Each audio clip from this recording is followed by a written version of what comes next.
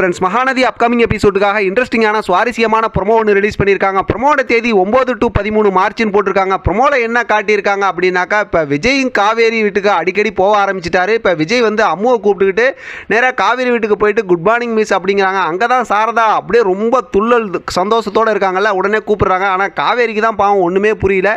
இப்போ மறுபடியும் அவங்க வீட்டிலலாம் போய் சாப்பிட்றாங்க, சமைக்கிறாங்க, கிச்சனில் எல்லாம் அடாதுடி பண்ணிட்டு உட்காந்துருக்காங்க. நம்ம விஜயை பற்றி சொல்லவே தேவையில்ல, செம சாக்லேட் பாய், சும்மா அலம்பல் பண்ணிட்டு இருக்காரு. ஆனால் காவேரி தான் ஒன்றுமே புரியாமல் என்ன நடக்குது அப்படிங்கிற மாதிரி தான் சுற்றிட்டு உட்காந்துருக்காங்க. கடைசியில் சூப்பராக சமைக்கிறீங்க, எங்கள் வீட்டுக்கு நான் உங்களை சாப்பிட கூப்பிட்றேன் அப்படின்னு சொல்லி டின்னருக்கு கூப்பிட்டு போகிறாங்க. அவங்க வீட்டுக்கு கூப்பிட்டு போனதுக்கப்புறம் பார்த்தோன்னா வரன் சாரதா சொல்லிடுறாங்களா சந்தோஷமா. உடனே அங்கே போனதுக்கப்புறம் தாத்தா கிட்ட காவேரியா இவங்க எங்கள் தாத்தா அப்படின்னு இன்ட்ரடியூஸ் பண்ணி வைக்கிறாங்க. தாத்தாவை பார்த்ததுமே காவேரி இருந்துட்டு இவங்களெல்லாம் எங்கேயோ பார்த்த மாதிரியே இருக்குது அப்படிங்கிற மாதிரி சொல்கிறாங்க. அதுக்கப்புறம் உட்காந்து எல்லாரும் சாப்பிட்றாங்க. எல்லாருமே ஒரு மாதிரி எமோஷனலாக இருக்காங்க. ஆனால் காவேரியோட நிலைமையை நினச்சி அதுக்கப்புறம் பார்த்தோம்னா இந்த சாப்பாடு சூப்பராக இருக்குது, யார் சமைச்சதுமே வீட்டில் பார்த்தா அந்த சமைக்கிறாங்கல்ல அக்கா, அவங்க சமைக்கல, எங்கள் அப்பா தான் சமைச்சாங்க அப்படிங்கிற மாதிரி சொல்கிறாங்க. ஒரு மாதிரி எமோஷனல் மூமெண்ட்டாக இருக்குது. செம்ம சூப்பருங்க ஸ்டோரி. ஆனால் பார்க்கலாம் அடுத்து என்ன நடக்குதுன்னு. இதை பற்றின உங்களோட கருத்து கமெண்ட் பாக்ஸில் தெரியப்படுத்துங்க. தொடர்ந்து ஆதரவு கொடுங்க. தேங்க்யூ ஃப்ரெண்ட், தேங்க்ஸ் ஃபார் வாட்சிங்.